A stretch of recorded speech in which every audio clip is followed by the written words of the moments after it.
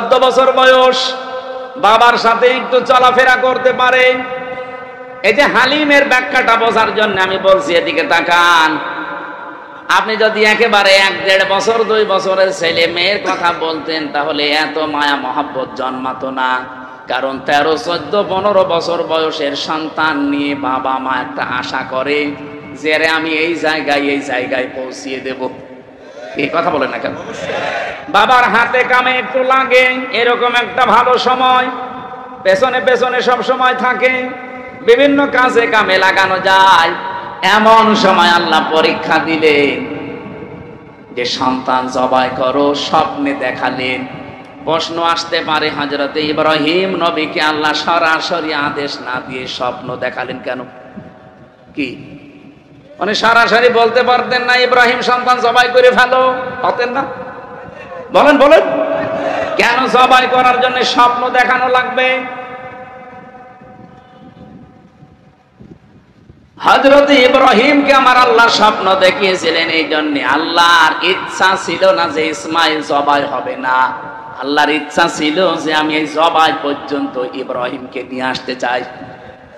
এই জন্য স্বপ্নে তিনি এই সিস্টেমটা, ক্রাইটেরিয়াটা দেখিয়েছিলেন যে এইভাবে করে অন্তত গলা পর্যন্ত ছুরি নিয়ে যাও, জবাই হয়ে যাবে এ পর্যন্ত আমি আল্লাহ চাইনি, আমি চেয়েছি তুমি আসলে জবাই করার মতো মন তৈরি করেছো কিনা। কোরবানির শিক্ষাই তো এটাই, যার 20 দিন পরে আসতেছে এই শিক্ষাটাই দিয়ে যাবে। উনি যেমন আল্লাহর সিদ্ধান্তের সব কিছুকে উপেক্ষা করে আল্লাহর সিদ্ধান্ত মেনে নিয়েছিলেন, এই পৃথিবীতে আমরা সব গুনাহ সব অপরাধ যদি ছেড়ে দিয়ে নিজের মনকে ইব্রাহিমের মতো শক্ত করতে পারি, এবারের কোরবানি কবুল হয়ে যাবে। আমার ভাইরা একটু তাকান। স্বপ্নে তিনি দেখিয়েছিলেন এই কারণে হযরত ইব্রাহিমও চিন্তা করেছেন, কি গো আমার সন্তান আমি আল্লাহর হুকুম পেয়েছি জবাই করে ফেলবো, কিন্তু না, আল্লাহ যে গোলামিন হালিম দিলেন, কেমন হালিম এটা আমি দেখবো। একে আসলে হালিম না চাচা হালিম? চাচা হালিম বিক্রি হয় না বলে এখান দিন, মামা হালিম। মামা চাচা হালিম না, এ গোলামিন হালিম। তিনি পরীক্ষা করার জন্য বললেন, ইয়া বাতি ফাল মা তোমার সাতাজিদুনি ইনশাআল্লাহু মিনাস সাবিরিন। আমি স্বপ্নে দেখলাম তোমাকে জবাই দেব, এখন তোমার রায় বলো। হযরত ইসমাইল এমন হালিম ছিলেন, তিনি ডাক দিয়ে বলেছেন, হে আমার সম্মানিত পিতা, যা আদিষ্ট হয়েছেন আপনি পালন করেন, আপনি আমাকে ধৈর্যশীলদের মধ্যে পাবেন। শুধু ধৈর্যশীল পাবেন, তাহলে সাবের বলতেন, তিনি সাবিরিন বলেছেন বহু বছর। তাফসিরে ফি জিলালিল কোরআন সাইয়্যিদ কুতুব লিখেছেন, তিনি সাবিরিন বললেন কেন? এই কারণে তিনি সাবিরিন বলেছিলেন, কারণ সাবের বললে নিজের ভেতরে একটা আমিত্ব অহংকার আসতে পারে যে আমি শুধুমাত্র ধৈর্যশীল, এরকম পরীক্ষা দুনিয়ার কেউ দিতে পারে না। তিনি সাবিরিন বহু বছর লাগিয়ে বাবাকে জানিয়ে দিলেন, বাবা আমি নিজেকে অহংকার মুক্ত করে বলছি, আমার মতো বহু ইসমাইল দুনিয়ায় আছে, তারাও ধৈর্যের পরীক্ষা দিয়েছে, আমি তাদের ভেতরে একজন, আমার কোনো অহংকার নেই। এতটুকু মানুষ মাত্র 14 বছর বয়স, নিজেকে অহংকার মুক্ত করার জন্য কি সাবধানে কথা বলছেন। আর আমরা অহংকার আছে না নেই? যে যখন চেয়ারে থাকে সে তখন গিয়ারে থাকে। এই যে আমি চেয়ারে আছি, আমি কিন্তু গিয়ারে আছি। হাই সাহেব চেয়ারে আছে, উনিও এখন গিয়ারে আছে। শওকত সাহেব এখন চেয়ারে আছে, উনিও গিয়ারে আছে। মনে করছে চেয়ার থেকে আর নামা লাগবে না, অথচ আমরা যখনই চেয়ারে বসেছি, চেয়ার আমাদেরকে জানিয়েছে, হামজা বেশিক্ষণ না, 1-1.5 ঘন্টা। কি কথা বলছেন কেন? এরপরে কিছুক্ষণ পরে তাহাজ্জুদের নামাজ শুরু হবে, এরপরে ফজরের নামাজ আরো গুরুত্বপূর্ণ। সুতরাং সারা রাত না, চেয়ারের মেয়াদ মাত্র 1.5 ঘন্টা। পৃথিবীর কোন চেয়ার কারোর জন্য স্থায়ী না, শুধু একটা চেয়ার, ওয়াসিআ কুরসিয়ুহুস সামাওয়াতি ওয়াল আরদ ইলা আখিরি আয়াত। আল্লাহ পাক বলেন আসমান জমিন পরিব্যাপ্ত একটা চেয়ার আছে, ওই চেয়ারের মালিক কে? ওইটার কোনো পরিবর্তন নেই। তাছাড়া দুনিয়ায় যত দামি চেয়ার হোক, যত বড় চেয়ার হোক, চেয়ারে যারা বসবে এ কথা মনে করে যেন বসে যে আমার নামা লাগবে। চেয়ার মানে যে চেয়ারে চেয়ারে চেয়ারের কথা বলছি। অনেকে মনে করছে না এখন যারা উপদেষ্টা আছে ওই চেয়ার, ও চেয়ার কি নামবে? ওরা নামার জন্য বসেছে। দেখেন নাকি চেয়ারের গরম, যে যখন চেয়ার পেয়েছে সেই তখন পাল্টিয়ে গেছে। চেয়ারের গরমে কি বলতে যে কি বলে নিচে টের পাচ্ছে না। এই যে মাহফুজ আলমের দিকে তাকান, চেয়ারে থাকার আগে আপনি দেখেছেন সে চেয়ারে থাকার আগে মানুষের কাছে টাকা ভিক্ষা করে পর্যন্ত খাবার খেয়েছে, মানুষের মেসে থেকে খাবার খেয়েছে, নিজের টাকা ছিল না বাবার, অথচ সে চেয়ারে পেয়ে এমন গিয়ারে আছে। শুধুমাত্র গিয়ারেই নেই, কোথায় সে ৭১, কোথায় ৪৭, কোথায় ৫২, ওগুলো টানতেছে। কেন তুমি ২৪ আনতে পারো না? কথা বলে না কেন?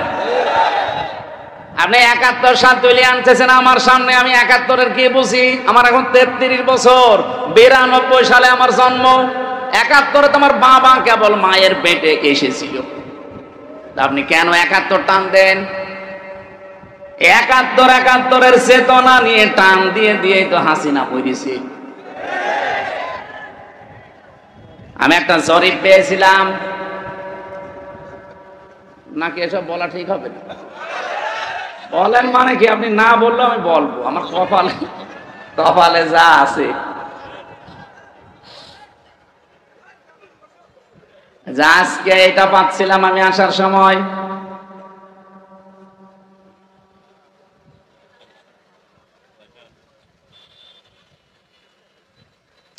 মনে হচ্ছে রওশনের সাথে হয়ে গেছে। হবে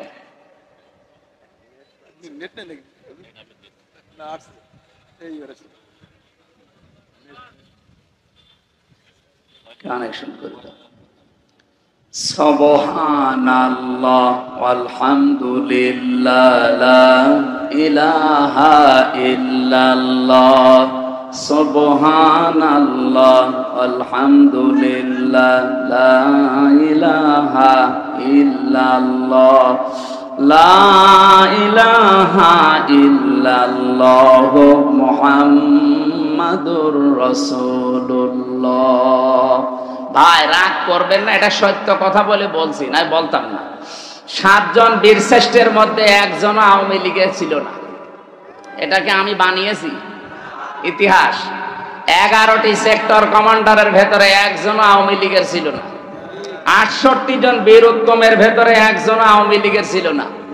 ৩০ লক্ষ শহীদের ভেতরে আওয়ামী লীগের একজনও বড় নেতা আপনি নাম পাবেন না।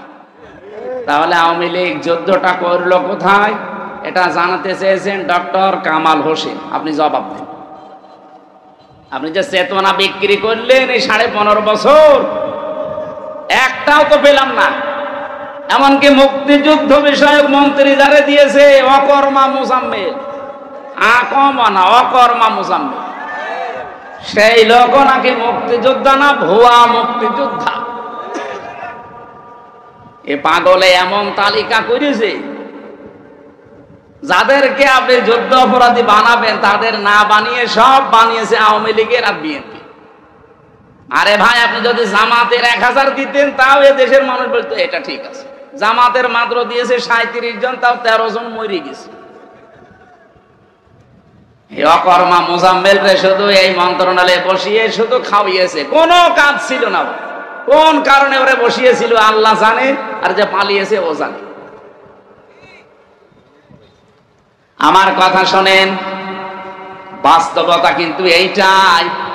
চেয়ারে থাকলে আপনি গিয়ারে থাকতে পারেন না। পৃথিবীর কোন চেয়ার যেহেতু স্থায়ী না, ইসমাইল নবী এইটার ইঙ্গিত দিয়েছিলেন সবিরিন বলে। হে বাবা, আমি অহংকার মুক্ত থাকতে চাই। কারণ কোন মানুষের ভেতরে যদি যাররা পরিমাণ অহংকার তৈরি হয়, জান্নাত তার জন্য হারাম। কি সচেতন ছিলেন তারা অহংকারের ব্যাপারে। এত বড় কঠিন পরীক্ষায় অবতীর্ণ হতে যাচ্ছেন, তারপরেও তিনি নিজেকে বাঁচিয়েছেন। ইনশাআল্লাহু মিনাস সাবিরিন, এতটুকু বললেও হয়েছে তো। এর আগে তিনি জুড়ে দিয়েছেন সাতাজিদনি, সিন লাগিয়ে দিলেন কেন? সিন, সাফা, কদ, লাম এরকম 13টা অক্ষর আছে। এটা আসলে হালিম। আমি যা বলেছিলাম এই 86 বছর তুমি তাই দিয়েছো আমারে হালিম হিসাবে। আমারে সন্তান পেয়ে আমি এত খুশি। আমি যে কথা বলতে চাচ্ছিলাম এই পয়েন্ট দিয়ে, পৃথিবীতে কোনো মানুষ আপনাকে সন্তান দিতে পারবে না, সে যত বড় পীর হোক, অলি হোক আর নবী হোক। এটা দেওয়ার মালিক শুধুমাত্র কে? এই বিশ্বাস যাদের নেই, বিভিন্ন জায়গায় বিশ্বাস ঢুকে গেছে। আপনি কিন্তু শিরিক করে ফেলেছেন, আর শিরিক করলে আপনি মুশরিক, আর মুশরিকের জন্য দোয়া করা জায়েজ নেই। আরো জোরে বলেন। এরকম শিরিকের রাজবাড়ী জেলায় নেই। যদি কেউ করেন থেমে যান, এক্ষুনি থেমে যান। অনেক মুসলমানদের ভেতরে এখন রন্ধ্রে রন্ধ্রে শিরিক ঢুকেছে। সেদিন নওগাঁ গিয়েছিলাম, মান্দা যে বাড়িতে বসেছিলাম, ওই বাড়িওয়ালার 2টা ছেলে, আর একটা ছেলে পেটে আছে 6 মাস বয়স। আল্ট্রাসাউন্ড করার পরে নাকি বউ ডাক্তার রিপোর্ট দিয়েছে যে এইটাও ছেলে হবে। 1 বোতল পানি নিয়ে আমারে বলছে, হুজুর এমন পানি পড়বেন যেন মেয়ে হয়ে যায়। কি করে হবে? না, আপনি এমন ভাবে পানি পড়বেন, আমি ছেলে আর চাই না, 2টা আছে, এবার আমি মেয়ে চাই। কি বিশ্বাস দেখেছি! আমার মতো এতটুকু হুজুরের ওপর যদি এই বিশ্বাস ওর হয়, এত বড় হুজুর পেলিতে পাগল হয়ে যাবে। আরে রাজবাড়ি গোয়ালন্দ এলাকায় তো পাগল আরো বেশি। যেখানে সেখানে সেজদা দেয়। আপনি গোয়ালন্দ মোড় থেকে দৌলতদিয়া ঘাট পর্যন্ত যান, কত পাগলের মেলা দেখতে পাবেন। হরেক রকম পাগল দিয়ে মেলাইছে মেলা। কি সবুজ সবুজ পাগড়ি মাথায় দিয়ে পাগলের মতো আন্দাজে। আরে পাশের জেলায় তো আল্লাহর ওলি কয়েকটা ঘুমিয়ে আছে। কি ঘুমিয়ে নে? আটরশি, চন্দ্রপুরী, আরো করপুরী আছে। বাস্তব কথা শোনেন, আল্লাহ যেটা পারে পৃথিবীর কেউ ওইটা পারতে। আরো জোরে বলেন তো, জমিন বানিয়েছে কে? এই জমিনে আইনও চলার কথা কার? সুতরাং আল্লাহর বানানো জমিনে অন্য কারো আইন, বিধান, সিদ্ধান্ত কেউ যদি কায়েম করতে চায়, সে আল্লাহর সাথে শিরিক করেছে। আর শিরিক করলে সে মুশরিক। বলেন, মুশরিকের জন্য, নবীর জন্য দোয়া করা জায়েজ নেই, ইমানদারদের জন্য দোয়া করা। তাহলে বলেন, এইরকম মুশরিক দেশে নেই? আল্লাহর আইন বাদ দিয়ে কত মানুষের আইন তৈরি করা, ওগুলো আপনি কায়েম করার জন্য চেষ্টা চালান। আর আপনাকে ভুল পথ থেকে সঠিক পথের দিশা দিলে আপনার কাছে রাজনীতি মনে হয়। আপনার কোরআন শরীফ, বুখারী শরীফে হবে না, বাকারি শরীফ লাগবে। এত বাংলা বলার পরও বলে, হুজুর আমি বুঝি না। শিরিকের চাইতে আর কি বলে বোঝানো যায় বলেন? আপনি বানানো জমিন আল্লাহর, আপনার বাবা বানিয়েছে জমিন। একটা চাউল বানাতে পারেন? তাম দুনিয়ার সব বিজ্ঞানী মিলে একটা ডিম বানাতে পারবে? বানিয়েছে যিনি, সিদ্ধান্ত দেওয়ার মালিকও তিনি। আলা আলাহুল খালকু ওয়াল আমরু। এই আয়াতের পুরা বিরুদ্ধে চলে আসে এদেশে বহু মানুষ। সুতরাং আজকে থেকে সাফ কথা বলছি, যারা আল্লাহর আইনের বাইরে আছেন, মানুষের তৈরি করা আইন এই জমিনে কায়েম করার জন্য চেষ্টা করেন, দল করেন, যাই করেন, আপনি কিন্তু শিরিক করছেন। আপনি যদি আমার বাবাও হন, আপনার মতো বাবার জানাজা পড়া, কবরে দেওয়া জায়েজ নেই। কারণ মুশরিকের জন্য দোয়া করা নবীকে আল্লাহ নিষেধ করেছে। আল্লাহ কানু ওলি করবা, যদিও এটা আপনার নিজের নিকট আত্মীয় হয়, তারপর আপনি করবেন না। নবীর দোয়া যদি আল্লাহ ফেরত দেয়, হামজার খবর আছে? বলেন বলেন। সুতরাং আপনি বিসমিল্লাহি ওয়া আলা মিল্লাতি রাসূলিল্লাহ বললেই হয়ে যাবে? পুরাটা মিথ্যা কথা হবে। এইজন্য যে জিনিস আপনার না, ওইটা যারা দখল করে নিজের আয়ত্তে রেখে দিয়েছেন, ওটা ফেরত দেওয়া লাগবে। এলাকায় কারা এই চরিত্রের আছেন, তারা কালকেই লোকের জিনিস ফেরত দেবেন। কারা কারা দেবেন হাত তোলেন তো। একজু কাঁটা মারি খেয়েছো।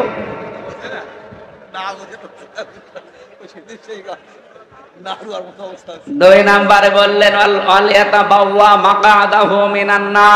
এটা আরো কঠিন, সে যেন নিজের জায়গা জাহান্নামে একটা স্থান তৈরি করে নিল। বলেন নাউজুবিল্লাহ। এখানে যার যতটুকু আছে এটা নিয়ে সন্তুষ্ট থাকেন। মানুষের তাই খাবলা মারবেন না, হামলা দেবেন না। কিয়ামতের দিনে আকৃতি জীবনেও থাকবে না, কুকুর হয়ে উঠবে। আমার ভাইরা, আমি আর নিচে নামলাম না। যে কথা তুলেছিলাম, কিয়ামতের দিন যদি আপনি আল্লাহর সামনে দাঁড়ান আর নবী যদি আপনার পক্ষে কিছু বলে, তা আপনার কিন্তু যোগ্যতা থাকা লাগবে। এমনকি শুধু প্র্যাকটিক্যাল লাইফের ওপরে না, রাদিয়াল্লাহু কাওলা, আপনি যে কথাবার্তারা বলেন ওই কথার উপরও রাজি থাকা লাগবে। কার? আরো জোরে বলেন। এখানে এমন জীবন তৈরি করা দরকার যেন কোরআন আমার পক্ষে সাক্ষী দেয়। আল কোরআনু হুজ্জাতুল লাকা ওয়া আলাইকা। কোরআন কিয়ামতে হয়তো কারো পক্ষে সাক্ষী দেবে অথবা বিপক্ষে সাক্ষী দেবে। আজকের ময়দানে আমরা এসেছি এমন কিছু কথা বলতে চাই, শুনতে চাই, মানতে চাই যেন কোরআন আমার পক্ষে সাক্ষী দেয়। বলেন আমিন। যারা আজকের এই ময়দান তৈরি করেছে, যেহেতু শুধুমাত্র মুসলমানদের জন্য আপনারা সাজাননি, এই বালিয়াকান্দি নাম শুনে বোঝা যাচ্ছে এলাকায় অমুসলিমরা আছে, আছে না? সুতরাং অন্য ধর্মেরও যারা আছেন ওয়েলকাম জানাচ্ছি, আসেন, কোরআনের কাছে আসেন। এটা শুধু আমাদের না, হাদা বায়ানুল লিন্নাস, মানুষ পদবাচ্যে যারা বিবেচিত সবার জন্য আল্লাহ কোরআন দিয়েছে।